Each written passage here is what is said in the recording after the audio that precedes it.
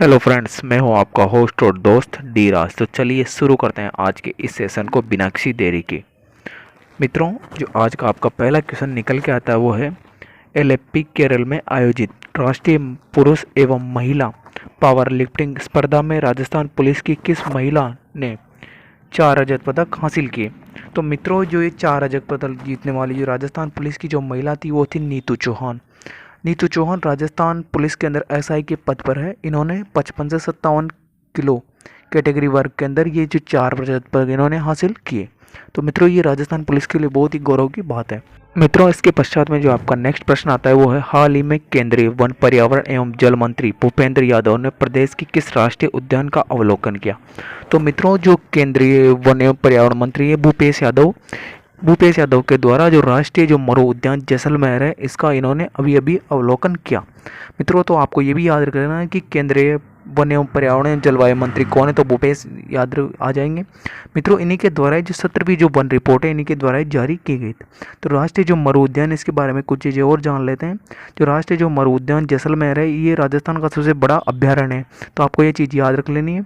और जो सेवन घास है, उस सेवन घास इस राष्ट्रीय मरु उद्यान जैसलमेर के अंदर पाई जाती है। गोडाउन पक्षी भी यहीं पर मिलते हैं। और इस राष्ट्रीय मरु उद्यान के अंदर आकलवुड पार्क स्थित है। तो आपको ये सारी चीज़ें इसके अंदर याद रख सकती हैं। तो इससे संबंधित आपसे प्रश्न पूछे जा सकते हैं। मित्रों, इसके पश्चात में जो नेक्स्ट प्रश्न निकल के आता है आपका वो है, देश में से एकमात्र ऐसा शहर कौन सा है जहाँ पर गीगा गौर की पूजा की जाती है। जो गीगा गौर की पूजा है वो जोधपुर के अंदर की जाती है। मित्रों, जो गीगा गौर की पूजा है वो वैशाख कृष्ण पक्ष तृतीया को की जाती है। और मित्रों, जो इसका है जो इतिहास के अंदर भी नाम है या इतिहास के अंदर भी इसका वर्णन है। जो वीर विनोद, जो श्यामल दास की जो रचना है वीर विनोद, इसके अंदर इसके बारे में लिखा हुआ मिलता है। मित्रों, इसके अंदर जो महिलाएं होती है वो 16 दिन तक पूजा करती है। 16 दिन पूजा करने के बाद 16वें दिन महिलाओं के द्वारा बेत मारी जाती है। बेत का मतलब लाठी मारी जाती है। और ये लाठी उन कंवारे पुरुषों को मारी जाती है जिनका विवाह नहीं हुआ है। अगर ये लाठी, कहा जाता है कि उन कंवारे पुरुषों को लाठी मारते उनके हाथ पीले हो जाते हैं या विवाह हो जाता है कुछ दिनों में। तो ऐसी ऐसी मान्यता। तो पहले लगभग कुछ जो भाभियाँ होती थी वो पूजा करती थी और अपने देवर की बेत मारती थी ताकि उसका शादी जल्दी जल्दी। लेकिन बाद के अंदर ये मान्यता बन गई कि इस दिन पूजा करने के पश्चात में जो महिलाएं होती है, रात के अंदर जो भी पुरुष इन महिलाओं की बेत खा लेता है, उसके जल्द से जल्द उसके हाथ पीले या उसकी शादी हो जाती है। तो बहुत ही ये फेमस है। जोधपुर के अंदर ये आज के दिन ही मनाया जाता है और तिथि आज के दिन ही ये मनाया जा रहा है। आज का 19 अप्रैल, तो 19 अप्रैल के दिन ही ये जो है गीगा गौर मनाया जाता है और बहुत ही फेमस है जोधपुर के अंदर। देश के अंदर ये एकमात्र यही है जहाँ पर ये मनाया जाता है। नेक्स्ट प्रश्न आपका निकल के आता है, राष्ट्रीय कृषि विकास योजना में सुपर फूड के रूप में मानी जा रही किस खाद्य फसल पर जोधपुर कृषि विश्वविद्यालय द्वारा रिसर्च किया जा रहा है। तो ये है किवनोवा। जो किवनोवा जो फसल है, या एक फसल है दक्षिण अमेरिका की फसल और एक प्रकार से पोषक फसल है। और इसके अंदर जो प्रोटीन की मात्रा बहुत अत्यधिक होती है। इसकी वजह से जो राष्ट्रीय कृषि विकास योजना में इसके अंदर सुपर रूप में से मान रहे हैं। जोधपुर कृषि विश्वविद्यालय, इसके जो वीसी है वो है BR चौधरी और जोधपुर कृषि विश्वविद्यालय इसके ऊपर रिसर्च कर रहा है। जोधपुर कृषि विश्वविद्यालय के अंदर एक पत्रिका प्रकाशित होती है, मरुधरा पत्रिका। इस मरुधरा पत्रिका में इसके बारे में वर्णन किया गया है। मित्रों, जो जोधपुर कृषि विश्वविद्यालय है इसके बारे में कुछ और बातें जान लीजिए आप। जो इसका जो संविधान पार्क है, इसके अंदर भी जोधपुर कृषि विश्वविद्यालय के अंदर ये संविधान पार्क भी स्थित है।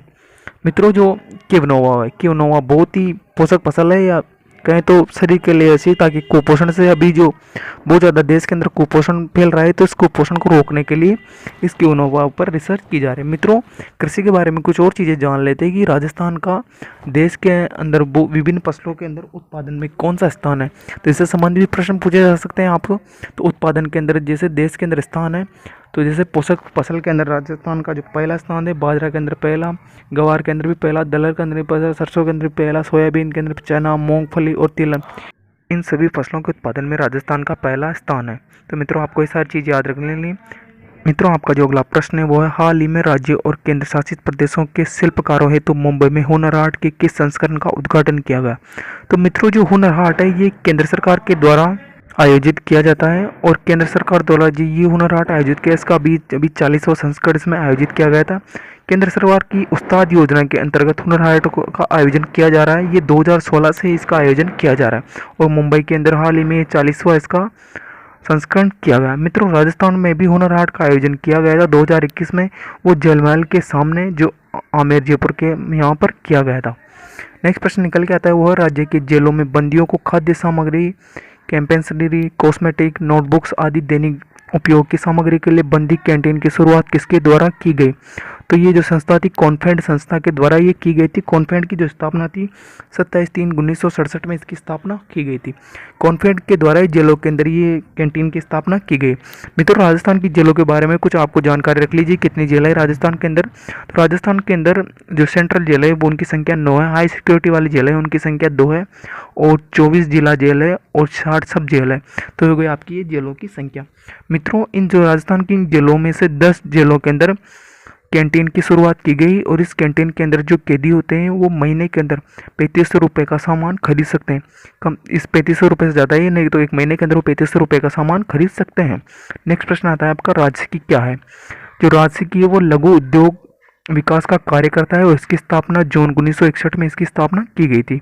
लघु उद्योगों के लिए एक प्रकार से ये रामबाण है, ये लघु उद्योगों के विकास में ये कार्य करता है।